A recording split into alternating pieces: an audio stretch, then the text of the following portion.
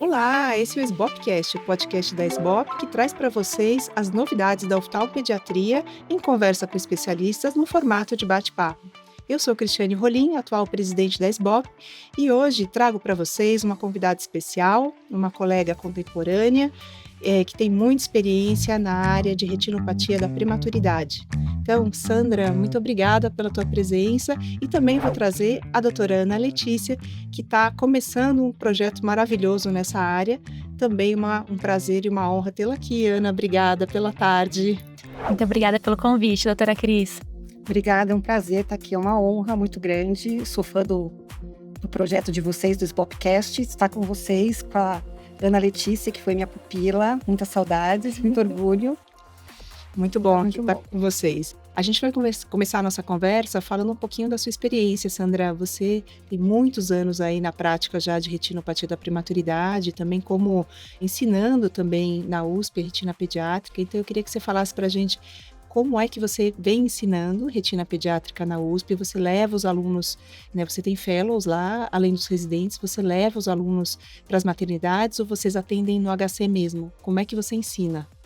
Então, a Ana Letícia está aqui, ela pode dizer também, porque ela foi minha pupila lá, mas a nossa rotina é ir para o berçário, os residentes, em geral, fica conosco o pessoal que faz retina e que quer, a gente não tem ainda uma disciplina de oftalmopediatria no HC, mas é voluntário, os residentes do estrabismo, os residentes da retina, eles optam por fazer essa vivência, né, no nosso ambulatório semanalmente, e é bem concorrido, né, eles não são obrigados a ir, eles não são cobrados, mas ainda assim a procura é muito grande, há um grande interesse do pessoal em fazer essa vivência e aprender a examinar a criança. A gente faz a avaliação, os nossos pacientinhos são acompanhados depois da alta do berçário. No nosso ambulatório a gente atende tudo, toda a demanda infantil, infecção congênita, síndromes, distrofias, tudo, né? E inclusive as crianças que são acompanhadas pós alta do berçário de retinopatia da prematuridade. Depois a gente tem essas avaliações feitas no nosso berçário, são semanais, né? São avaliações semanais, e eles têm que examinar, a gente não tem equipamentos, não temos os retinógrafos de grande angular para fazer essa documentação fotográfica, infelizmente ainda. São bem onerosos, né? Por enquanto, acho que a gente... eu ia te perguntar o seguinte, a Nilva, no episódio 64, a Nilva tem uma experiência muito grande, foi minha professora, uma querida, né? Mas ela falou uma coisa bem interessante, o ponto de corte acadêmico são 32 semanas, né? E 1,5 kg, mas ela diz que toda criança com menos de 37, ela acaba examinando rotineiramente. Como é que é o ponto de corte de vocês no HC? A gente segue as diretrizes que foram estabelecidas, né? As diretrizes de ROP, abaixo de 32 semanas, abaixo de 1,5 kg. No HC, a gente tem um berçário que funciona espetacularmente bem, né? Assim, o índice de ROP lá é muito baixo, tanto que muitos dos alunos, eles saem sem ter presenciado tudo o que no mundo real acontece. E eu acabo convidando, quando eles têm disponibilidade, para ir comigo em maternidades fora, na rede. Tanto que, assim, fazer um trabalho acadêmico no HC em cima de retinopatia da prematuridade é muito difícil, porque a gente não tem. O berçário funciona muito bem. E a gente sabe que o critério para desenvolvimento de ROP tem muito a ver com essa fase de oferta de oxigênio de forma pouco...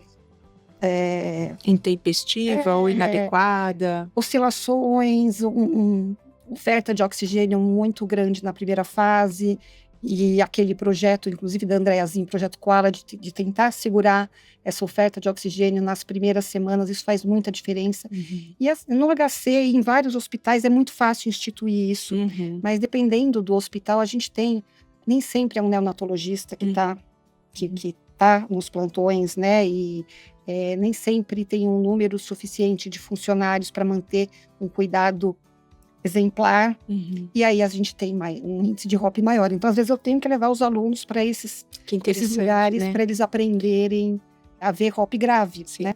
No HC, quando a gente tem uma retinopatia, é aquela agressiva, porque é uma criança muito, muito complicada, com Grave. várias comorbidades, muito grave. Posso só fazer um adendo de quem foi aluna? Uhum. Realmente, no nosso berçário, a gente não tinha muitos casos de HOP do HC, mas a gente pegava muito caso externo. Externo. Então, vem bastante chega grave. pro ambulatório. Que já chega grave. Exatamente. Que vem encaminhado e são HOPs antigas que não foram tratadas, diagnosticadas descolamento. Então, infelizmente, a gente pega ainda. Com um prognóstico bem ruim, né? Uhum. Puxa, que coisa.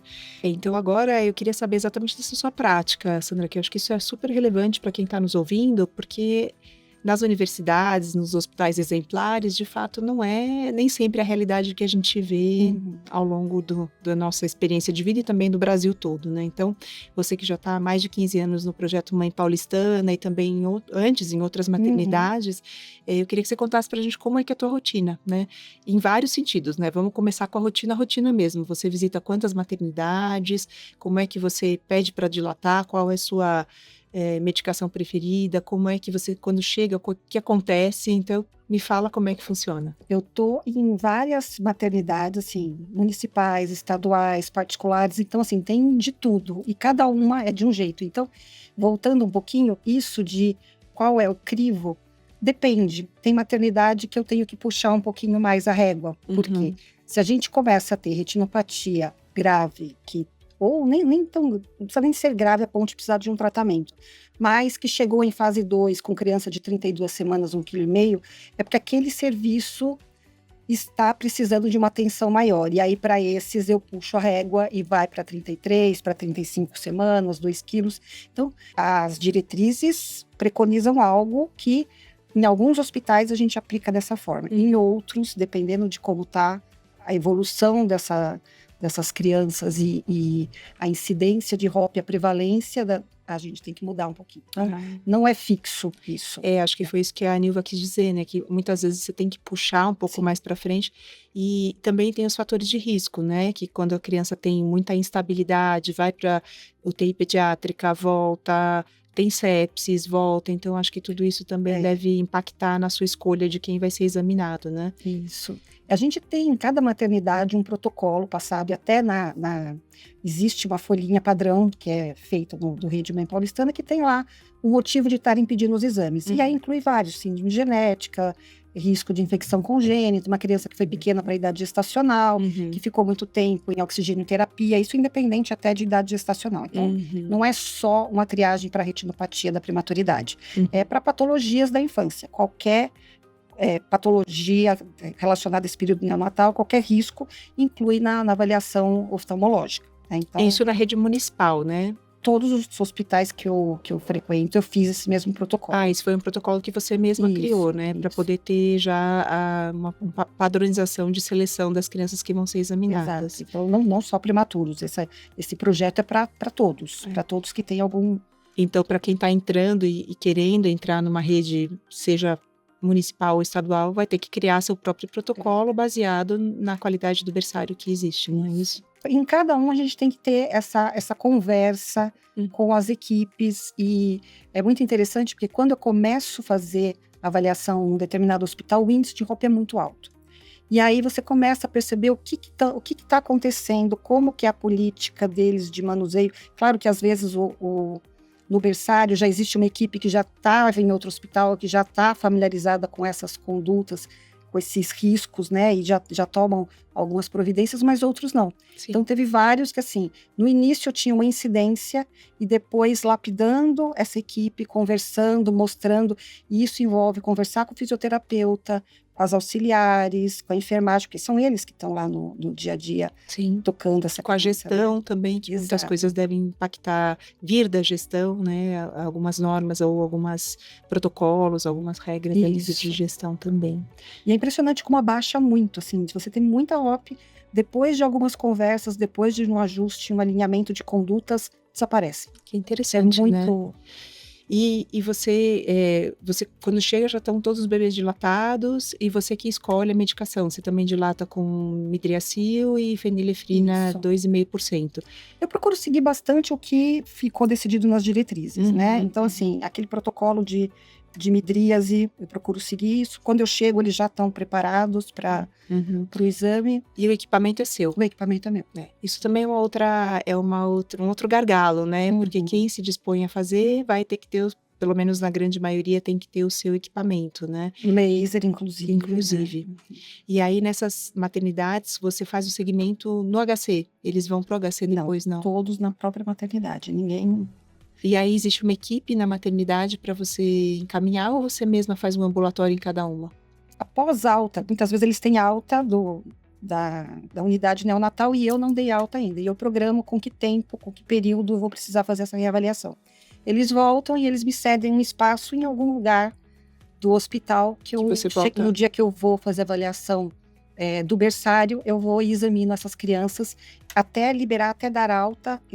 Quando eles precisam de algum tratamento, alguma coisa que a gente não tem como fazer, por exemplo, uma cirurgia de catarata, aí é muito bem organizado a questão do Mãe Paulistana, eles têm todo uma rede de referenciamento. Que já sai com todo agendado, funciona muito bem. E vocês são setorializados em São Paulo? Tem áreas em São Paulo que estão... Você está destinado a alguma área específica? Vocês estão divididos em setores no Mãe Paulistana? Somos em 4 oftalmologistas nesse grupo, né? Cada uma está num determinado distrito de São Paulo. Eu estou na Zona Sul, tem uma outra que está na Zona Leste, e aí a gente tem uma padronização de conduta entre a gente e... Todas as maternidades municipais de São Paulo são atendidas pelo nosso grupo. Ah, que legal, que interessante. E o nosso índice assim, de referenciamento, de tratamento, né, assim, nesse período que a gente está, nenhuma criança saiu com nenhuma sequela. Olha só que bacana. E quando você precisa tratar? Na própria unidade neonatal. Aí seda, trata com laser. Sedação, na própria unidade. Em algumas situações específicas acabam referenciando. Indo para centro cirúrgico. Não, sempre é lá. Mas a gente prefere que o próprio neonatologista faça a sedação do próprio para evitar o deslocamento. O pediatra ele tem um conhecimento melhor daquela criança em específico. Sim. Apesar de anestesistas serem muito bons com anestesia, são crianças broncodisplásicas que já ficaram entubadas muito tempo. São crianças peculiares. E aí a equipe de neonatologia ela tem um traquejo, uma experiência boa para... que interessante. Eles sedam lá mesmo no berçário. Que interessante. Funciona muito bem. E quando vocês fazem anti-VEGF? Na verdade, assim, sim. Mas a gente evita o anti-VEGF. Por quê? Casos específicos, uma forma agressiva é o anti-VEGF, a gente não discute, mas... Os casos que são uma ROP em zona 2 ou que podem ser feito laser, a gente dá preferência para o laser. Porque no laser a gente faz e tem a certeza que está resolvido. Você não vai ter reativação, você não vai ter uma complicação depois. E o tempo que essa mãe vai precisar voltar para fazer esse acompanhamento é muito mais curto. Né? Muitas vezes até ter a alta do berçário, já dei alta em pouco tempo, está tudo ótimo. São pessoas, muitas vezes, em situação de vulnerabilidade, que tem um contexto social delicado. E fazer essa mãe voltar tantas vezes quantas são necessárias, no caso de um anti-VEGF, no pós, é uma situação complicada, a gente perde esse acompanhamento, então o risco fica muito mais alto. Tem que pensar nisso. Sim, até isso que eu ia comentar a seguir, né? A classificação nova que a Andrea Zin apresentou pra gente até no SBOPcast, logo que ela foi lançada, que já foi em 2021, se eu não estou enganada, 2021 a classificação que ela fez parte e que parece que foi interessante mesmo para algumas situações que eles dão uma gradação, né, da ROP do polo posterior. Isso impactou no dia a dia? Ou é uma coisa mais acadêmica? Para a gente ficou acadêmico, ficou mais fácil de passar isso para os alunos, mas na prática era mais ou menos o que a gente fazia. A gente sempre percebia que aquele comportamento de uma vascularização incompleta, de uma ROP que estava mais posterior, ela era diferente, ela não tinha o mesmo comportamento do outro. Então a gente já avaliava essas crianças com uma periodicidade maior, assim... Em conduta nossa, de que fazia isso já direto, não mudava tanto, porque a gente já tinha essa sensação de que a gente não estava falando da mesma patologia, que era uma situação diferente, né? Sim. E nomear diferente talvez não tenha impactado tanto, mas talvez para a parte acadêmica sim, né? Para conseguir detectar fatores de risco e tudo mais. E essa parte que eles escolheram de fazer a definição de recidiva, isso era uma coisa que não existia. Quando eu aprendi, eu fiz bem pouquinho hop com a Niva, tava até brincando que a Niva falava, olha aqui, vassourinha de bruxa. Tô vendo. E nem sempre acontecia, né? Que é muito difícil examinar quando eles são pequenininhos, né? Mas a gente não tem essa vivência fora desse contexto. Você não vê bebê tão pequeno assim, né? Até porque eles são mais pequenos do que a média. E mesmo para os glaucomas congênitos, eles não são tão pequenos, são bebês maiores, então é muito mais fácil de examinar. Até fundo de olho é muito mais fácil o mapeamento e tudo mais, né? Algo que para mim, assim, fez um pouco de diferença foi classificar aquela área crônica vascular. Que a gente via que algumas crianças cronificavam com aquela periferia vascular e a gente não tinha um nome para dar para aquilo, né? Então, assim, é uma HOP persistente, porque a gente via ali uma linha de demarcação, aquilo ficava, e a gente não tinha um nome para dar para aquilo. Então, deu um certo conforto poder dar um nome. Que todo mundo via a mesma coisa e tem um nome. O que é isso? Não é mais HOP, é o quê? Né? Agora a gente tem... E essa questão da recidiva também não existia antes do anti-VEGF, né? Porque realmente o laser é resolutivo, né? Mas eu tenho visto cada vez mais e tenho assistido mais gente fazer o anti-VEGF, ele está disseminado mesmo em uns países. É muito mais prático, né? Assim, a curva de aprendizado é mínima. Assim, é muito difícil, a Ana Lê presenciou isso, como é difícil, assim, você fazer uma fotocoagulação, mesmo quando a pessoa tem já um treinamento, mas você fazer até a periferia. E eu lembro que no começo, quando eu comecei a fazer HOP, passado um tempo, quando eu ia reavaliar essas crianças, que elas tinham uma colaboração melhor, eu via que eu tinha deixado um cantinho lá na periferia sem... E assim, para mim estava tudo ótimo, né? Mas a gente via que tinha um texto. Demora muito você conseguir fazer uma fotocoagulação chegando bem até a periferia e ter um resultado perfeito, né? 100%. Então, é uma curva de aprendizado muito grande. Então, é muito mais fácil você conseguir fazer um tratamento, é mais barato. Qual é o custo de você fazer isso? O custo de um laser é mais prático, né? Fazer o anti-VEGF tem suas vantagens, a gente não pode para o sistema de saúde, eu acho que talvez o anti-VEGF seja até mais caro, porque uma aplicação de laser, como pagamento, deve ser mais em conta do que o laser, né? O laser é mais em conta do que o anti-VEGF, eu acredito. É que tem que adquirir o aparelho, tem que treinar o médico tem que ser muito treinado. Eu acho que a questão custo talvez entre mais pelo número de visitas, pelo aprendizado, pelo desenvolvimento técnico do médico, mas em termos de custo, não sei, o anti-VEGF não é barato, né? Então, eu não sei dizer. Eu também, essa conta eu não... E, inclusive, é isso que eu ia falar, né? Falando de custos, né? De como funciona. A Luísa Neves estava estudando os modelos do Rio, né? De documentar, de fazer a documentação das HOPs e tudo mais, né? Aliás, tem um trabalho, era uma modelagem bem interessante, né? Do funcionamento das maternidades do Rio. Vocês têm notícia desse trabalho? Ana Lê, você tem notícia desse trabalho? Eu tenho. Esse foi o trabalho de mestrado da Lu Neves, né? E aí ela fez um estudo de custo-utilidade, em que ela comparou 2 cenários possíveis. O primeiro seria o cenário atual, que seria o padrão ouro, na verdade, de avaliar esses bebês prematuros elegíveis para exame de HOP com oftalmoscopia binocular indireta. E num outro cenário, as crianças que seriam elegíveis, né, para a triagem de HOP seriam submetidas à imagem de grande angular.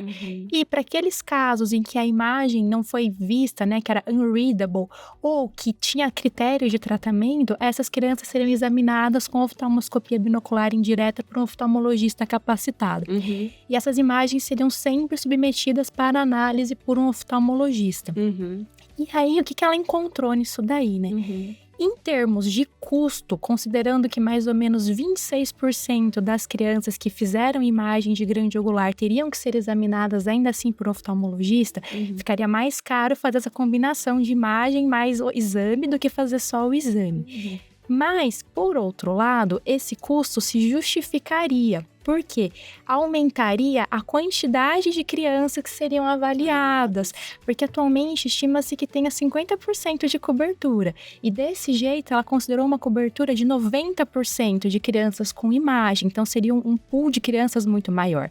E aumentando a triagem, né, a gente consegue evitar desfecho desfavorável. Então, no modelo atual, estima-se que mais ou menos 5% das crianças evoluam com cegueira por conta de HOP, e nesse cenário dela, cairia para 3,2%. Então, seria uma melhora de 36%. Então, em termos de custo-utilidade, valeria a pena, sim, adicionar esse exame de imagem avaliado por um oftalmologista. E feito por uma enfermeira. Isso, seria um técnico capacitado, exatamente. Então, tudo isso foi levado na conta, né? Quanto tempo demoraria para capacitar uma enfermeira para fazer o exame e tudo mais. E essa tecnologia já tem muito tempo, ela não barateia, né? Isso é uma coisa que chama muito atenção, porque já era pra gente ter coisas mais portáteis, mais fáceis, de boa qualidade. Quanto tempo tem? Acho que 10 anos, acho que já tem, né? Ou mais até. Bem bacana. Então, você na sua prática, no HC, vocês também não tem, né? Não temos. A grande angular. Muito interessante isso, né? Infelizmente, estamos sempre brigando para ter. Uma eterna luta. Estou otimista que em algum momento. E como é que você faz as cobranças, Sandrada? Como é que é feito? Vocês preenchem e isso é cobrado pelo neonatologista? Ou porque isso é uma grande... A gente teve bastante dificuldade nos estudos que a gente fez de rede de referenciamento. A gente não localizou os tratamentos de HOP, porque eles não são cobrados com código específico de mapeamento de retina nem de tratamento, porque eles não entram para a cobrança da oftalmologia. Eles entram provavelmente pela cobrança do hospital. Então, para quem está querendo começar um serviço, como é que funciona? A gente tem que, vocês fazem um acordo com o hospital é que contrata, vocês ganham por exames, por tratamento. Esse modelo da municipal que a gente tem, né, da nossa prefeitura, existe um valor fixo por visita em cada maternidade, né? Se você vai e atende 30, se você vai e atende 2, é o mesmo valor fixo. E esse estudo foi feito numa média geral, então não dá para colocar todas do mesmo critério, porque são maternidades com perfil muito diferente, né? Então é diferente, mas é um valor por visita e o valor separado de tratamento. Quando tem tratamento, tem um valor separado. E esse valor, quem repassa para a gente é a prefeitura. Então, assim, nós estamos nos hospitais, mas não são os hospitais que têm esse ônus, né? Eles não... Tanto que a gente não preenche papéis cobrando... Não seria uma de retina, cobrança. A gente não tem cobrança nenhuma através dos hospitais. É um acordo direto com a prefeitura. Né? Interessante. Eu estou em alguns hospitais que são parceria público-privada, que são estaduais, e aí é acordado um valor, e aí cada hospital é de um jeito, você tem que entender qual é o volume, o que você vai fazer. Tem hospital que eu vou só para a maternidade, tem hospital que eu dou um suporte para outras áreas que precisam de alguma avaliação oftalmológica, porque não tem outro oftalmologista, mas aí para cada um é entender qual é o volume que você vai atender, quanto tem de tempo que você vai ter de deslocamento, porque isso leva em consideração. Sim. Eu estou em hospital aqui na capital e eu vou para o interior também. Então é diferente o valor cobrado, porque eu tenho que calcular esse tempo, né? Então não existe um valor fixo, uma tabela única, porque vai depender de vários Então, fatores. os hospitais também não fazem cobranças de códigos de oftalmologia para serem encaminhados para o governo, por exemplo? Não isso fazem. não seria rastreável, por exemplo? Não dá para rastrear, porque se a gente fizesse isso, seria uma dupla cobrança. Eles têm um valor acordado para o oftalmologista. E estando lá, eu tenho que dar conta de todos os pedidos, independente se um mês vai ser mais leve, menos atendimentos, outro mês mais. Mas eles têm um valor fechado para pagar. E frequência quinzenal, você vai? Frequência quinzenal. Do Mãe Paulistana é semanal. Semanal. Semanal. Interessante. Porque é um volume bem imagino, né? Imagino. Quantos, mais ou menos? Varia muito. Tem hospitais que é um volume absurdo, tem outros hospitais, assim, tem de tudo. É muito difícil. E quantos bebês você vê mais ou menos por semana? Por semana, 100 e pouco. Nossa Senhora! É muito neném. Não só, como eu falei, não é só a retinopatia da prematuridade. Se eu for colocar tudo, assim, a frequência, infecção congênita entra com uma frequência muito maior do que o prematuro. É isso que eu estava comentando com você, que eu adorei tua aula de infecção congênita, porque você deve ver muito, né? Vejo muito. Interessante. Infelizmente, né, já era pra gente também já ter batalhado e ter conseguido isso de uma maneira já em redução. E aqueles códigos, então, que a gente apresentou no episódio 62 do Reinaldo Ramalho, vocês acabam não utilizando, né? Porque se a gente conseguir um código de acompanhamento pós-alta, né, que seria o código da ROP, e vocês provavelmente também embutem o pós-laser ou o acompanhamento pós-alta nesses valores que a maternidade... Isso a gente acaba usando na rede privada, porque aí você vai cobrar do convênio, aí você vai ter outro tipo de abordagem, mas para a rede pública a gente não. É tudo feito por lá. Falando a gente, assim, onde eu estou, Sim, né? Claro que eu sei que talvez não seja a realidade. Cada lugar, eu acredito que ROP é muito regional, né? E aí que entra o trabalho da Ana Lê, né? A Ana Lê entrou agora para o projeto do curso de lideranças do CBO, que, como todo mundo sabe, a gente tem também SBOPcast falando sobre isso. É um projeto muito bacana do CBO para estimular, criar novos líderes, né? E o trabalho dela é super bacana porque ela está tentando fazer um levantamento das maternidades, ela deseja fazer do Brasil inteiro. Uma parte está feita do Rio. Então, fala pra gente, Ana Lê, como é que você já projetou isso e depois você dá um spoilerzinho do que você já tem aí de dado ou que já possa compartilhar com a gente. Combinado. Então, para fazer parte do Lideranças, a gente precisa ter um projeto que tenha um impacto na saúde ocular da população ou na defesa profissional. E aí, pensando nisso, né, que eu precisava de um projeto, me veio a ideia. Eu falei, puxa vida, a gente se esforça tanto para ser um bom médico, tá sempre se atualizando, não só em relação à ROP, mas várias coisas, mas isso é o nosso universo micro, né? Aí não adianta a gente saber quais são as diretrizes, qual o tratamento recomendado, se a gente não sabe qual que é a estrutura que tem por trás. Então, pensando um pouquinho no macro, me veio essa ideia de aproveitar o Lideranças para fazer esse mapeamento. E aí, a ideia do projeto é a seguinte, são 3 etapas. A primeira etapa é uma avaliação Em um ano. Em um ano, exatamente. É um projeto ousado. Mas a primeira etapa é fazer uma avaliação de cobertura. Então, usando os dados que já existem, né, do SMCOM, que é o Sistema de Monitoramento de Cuidado Obstétrico e Neonatal, a ideia é ver, nessas maternidades que aderem, né, a esse sistema de informação, quantas crianças são triadas para ROP, como é que está a cobertura disso daí, que são dados que já existem e a gente só vai avaliar.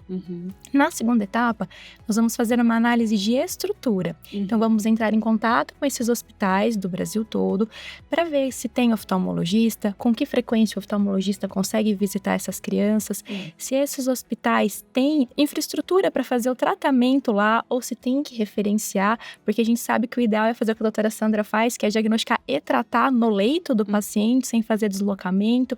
Então, entender se eles têm material, recursos, não só humanos, mas também materiais para isso. Então, se é o oftalmologista que tem que levar o próprio material, se ele já tem esse material lá, como é que funciona? E aí vem a terceira etapa, né? Porque isso tudo vai ser trazer o elefante para dentro da sala, né? A gente precisa dar um norte para isso. Então, a terceira etapa seria, junto com o apoio do CBO, sentar com as secretarias estaduais de saúde para conversar, para mostrar os modelos que a gente tem de funcionamento de ROP, seja em São Paulo, no Rio de Janeiro, em outros estados, para que cada estado consiga entender na sua realidade qual que é a melhor maneira de formular o seu programa, para que a gente consiga aumentar a taxa de cobertura de triagem, mas também favorecer um tratamento evitando grandes deslocamentos. É bem bacana, ousado. Ousado, sim. E o que você conta? Já tem alguns dadinhos, né? Alguns dados bem consistentes do Rio, né? Você chegou a ter um acesso, dar uma olhada no como é que funcionam. Isso, o que eu sei, né, que a doutora Andréa Zink capitaneou isso daí, é como funciona o programa lá do Rio de Janeiro, né, que é um pouco diferente até daqui de São Paulo, porque lá os oftalmologistas, eles são contratados também diretamente pela prefeitura, e eles são contratados de tal forma que eles também recebem um valor fixo, mas é um valor fixo por plantão, e isso já engloba a eventualidade de fazer um tratamento, então isso já está incluso no pacote. E de tal forma também que se um dos oftalmologistas eventualmente tira férias ou alguma coisa do tipo, o outro automaticamente já cobre. E todas essas unidades neonatais, elas já têm o material próprio, então o oftalmologista não precisa levar nem o oftalmoscópio indireto, já está tudo lá preparado e o laser é itinerante, então se algum bebê precisar fazer o tratamento, esse laser é deslocado até a unidade para que o tratamento seja feito na unidade em que ele está. Isso faz muita diferença, até porque o laser precisa de manutenção, precisa estar certificado que está funcionando. Calibrado. Imagina, você chega e a sede da criança, o laser não funciona. Então, isso tudo tem que estar na mão do gestor, né? É bem importante. Eu sei que aqui em São Paulo, às vezes, não... Eu até sei que em algumas maternidades, a pessoa que examina não é a que trata, né? E porque a pessoa que trata tem uma especialidade diferente. Então, isso é muito complexo, né? Então, eu acho que esse seu trabalho... E sabe que, assim, essa questão eu acho que é algo que precisava ser melhorado, porque eu vejo que muitas maternidades têm um oftalmologista, ele faz avaliação, mas não trata. E aí eles buscam encaminhar essa criança, só que não é fácil você encaminhar alguém. Sim. Colocar numa ambulância alguém que é cheia de restrições. O ideal é ter um oftalmologista que trate e que vá até, se desloque até a maternidade, onde foi feita essa avaliação, para conferir se precisa ou não, porque às vezes tem todo esse deslocamento e chega e assim, não precisa tratar. E você teve o custo da ambulância, você teve o risco dessa criança deslocou, essa criança vem com um pediatra dentro da ambulância, vem com enfermeira, se desloca uma estrutura absurda, tira alguém do plantão para estar lá e que às vezes não precisam. Então, vai ter que continuar com falso positivo que custa muito caro.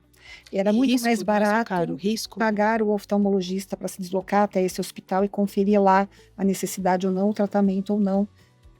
Isso precisa ter uma logística acertada em algum momento. Ou mais ainda, né, que o oftalmologista que vá seja o mesmo que trata e que vai acompanhar depois, né? Sim. Ou, eventualmente, ter alguém para fazer imagem e uma avaliação de um especialista que vai fazer tudo depois, que também talvez seja o futuro, talvez seja muito mais em conta também, né? Sim. E cubra. Eu sei que na Índia tem um projeto maravilhoso desse, né? KidRop, né? KidRop, Muito bom, meninas. E para o futuro? O que temos para o futuro? O que você pensa, Sandra? O que mais você acha que poderia ser implementado, que ajudaria a gente conseguir caminhar nesse sentido? Em termos de ensino, em termos de imagem? Eu acho que para o futuro, em algum momento, acho que vai ser viável essa tecnologia estar disponível em todas as maternidades. A gente tem uma documentação para tudo. Não sei se mudaria muito o cenário de quem já tem um oftalmologista que faz esse acompanhamento, mas você ter a possibilidade de expandir e todos terem acesso, isso acho que vai mudar totalmente o cenário. O cenário é muito triste você pegar, aí no HC a gente pega bastante, imagino que vários hospitais, escola também tenham ainda essa mesma realidade, de ter criança chegando cega, porque até quando o primeiro exame é feito pós a alta, que muitas vezes é essa a situação. Já chega com descolamento. E aí você vai ter uma criança que tem uma sequela aí, e isso vai ter um ônus para os pais, para o Estado, para todo mundo. Então, falando dessa questão das imagens, é muito providencial, acho que a gente vai ter uma cobertura maior, mas será que isso também não vai implicar na ausência do profissional oftalmologista, no cuidado um pouco mais geral da criança? Porque será que a criança também... Será que o oftalmologista ele não vê algumas coisas clínicas que poderia estar manejando? E aí talvez o profissional só que vai capturar a imagem, vai perder um timing de cuidar? Não sei, vocês têm alguma coisa para falar disso? Eu tenho certeza absoluta que isso, pelo menos na minha prática, vai impactar, porque eu tenho essa proximidade com os pediatras e dependendo de como eu estou acompanhando essa criança, como eu vejo o quanto ela desaturou durante um exame com pouca manipulação como é o meu, uma desaturação, uma evolução de uma semana para outra de uma forma um pouquinho desproporcional. Eu chego com essa equipe, eu olho o prontuário, a gente conversa e a gente ajusta desde aumentar a oferta de oxigênio, até eu pedir para anteciparem uma transfusão, que a criança está ali no limite, transfunde ou não. E é impressionante como em uma semana, às vezes aumentando o oxigênio, fazendo uma transfusão, essa ROP evolui de forma significativa. Então a sua percepção de piora da retina também pode estar associada a uma piora clínica, ou um mau manejo clínico. Sim. E que você possa conversar com a equipe, talvez seja benéfico para a criança, né? É uma doença difícil, né? Tem muitas variáveis, é muito complexo. E sabe uma outra curiosidade? Assim, eu estou em várias maternidades que só eu faço. E eu estou em uma específica que a gente rodizia, que somos em 4, e a gente, cada semana está é o plantão de 1 naquela semana. Esse hospital funciona muito bem, é um hospital de ponta, mas o índice de HOP é muito mais alto do que os meus lá da periferia, os meus que tem, porque é o mesmo olhar, é a mesma pessoa, a mesma conduta, é a equipe que eu acesso e consigo essa adesão para... Tenho certeza disso. Em outras doenças, glaucoma, por exemplo, é muito melhor você manejar o paciente individualmente do que você ter um ambulatório que há revezamento de médicos. Isso não tem dúvida. Não sei se isso é factível. Vocês vão ter mais do que uma Sandra no mundo. Eu acho que não é só você. Então, só para a gente falar então um pouquinho do que vocês pensam para o futuro, quais as novidades que vocês pensam que vão ser introduzidas aí, que vão mudar nesse manejo? Eu acho que essa universalização do exame, que a gente em algum momento vai conseguir com essas tecnologias de imagem, eu acho que é onde a gente vai ganhar para não perdermos crianças sem diagnóstico. Porque eu acho que... E o tratamento também, né? Assim, acho que a gente já chegou num ponto legal dos anti-VEGFs, talvez tenha algum ajuste ou outro, mas acho que as imagens vão ser o futuro. E você, Ana Lê, que teu projeto vai mudar no cenário? Eu acho que ainda só em relação a essa questão das imagens, né? Eu acho que esse é um desafio que a gente tem não só dentro da HOP, mas em toda a área da saúde de uma maneira geral, de entender como as novas tecnologias vão impactar o nosso atendimento. Porque eu acho importante a gente frisar aqui que as novas tecnologias, elas não vêm para substituir. Então, a ideia não deveria ser substituir o contato do oftalmologista com o paciente, porque a gente sabe, como a doutora Sandra falou, que isso faz toda a diferença. Então, na minha humilde opinião, eu enxergo muito mais a questão da imagem como uma forma de documentar ou para evitar, por exemplo, um transporte desnecessário em que a criança chega lá e não precisava fazer tratamento. Então, eu acho que ela entraria aí. Mas daí a querer substituir totalmente o médico pela máquina, eu acho que não. Eu acho que isso é incabível, né? Então, eu acho que isso é um grande desafio. E uma outra coisa também importante, né, da gente frisar aqui, é que nós, oftalmologistas, nós somos só um pontinho na história da HOP. Porque antes disso tudo, tem todo um cuidado pré-natal, tem todo o cuidado neonatal e obstétrico para depois chegar na gente. Então, a gente tem que se entender como parte dessa história e o nosso papel como parte disso, conversando com toda a equipe de cuidado, né? Que eu acho que assim a gente vai ter um manejo mais eficaz da doença. É claro que a gente precisa saber injetar e fazer laser, mas mais do que isso, precisa saber conviver com a equipe e fazendo esses pequenos ajustes sistêmicos da criança, né? Isso, interessantíssimo. Eu acho que talvez a imagem ela retire uma boa parte dos falsos negativos, né? Talvez isso seja o mais importante, né? A gente localizar os rapidamente progressores, os graves, né? Acho que esse é o ponto. Eu adorei conversar com vocês. Foi muito bom. Muito obrigada pela presença. Uma grande honra. Muito obrigada. Eu que agradeço. Se você gostou, curta e compartilhe esse Bobcast. Ele está nas principais plataformas de áudio e agora também no YouTube.